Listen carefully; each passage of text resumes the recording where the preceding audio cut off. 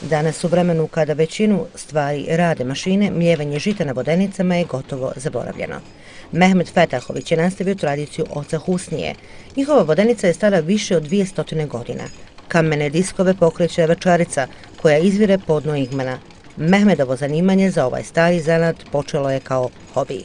Negdje sam blizu Dubrovnika, u Konavlima jedna vodenica i baš me interesovalo, bio je ulaz u tu vodenicu veoma nizak. I pitam čovjeka što tamo radi, zašto je to tako nisko da se moraš sagnuti da bi ušao.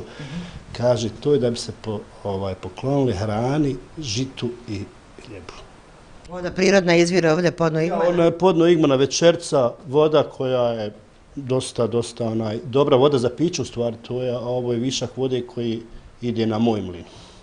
Melju se vrsta žita. Na taj način pomažu i drugim poljoprivrednicima oko Sarajeva. Na području Nišića, Nišićke visoravni, Tarčin, Trnovo, imaju ljudi koji siju heldu, ja otkupljujem u njoj, pravimo neki krug da budemo zadovoljni i ja i oni, šta ja znam, da plasiramo to na tržištu. Od raznih vrsta brašna supruga Fenisa pravi peciva.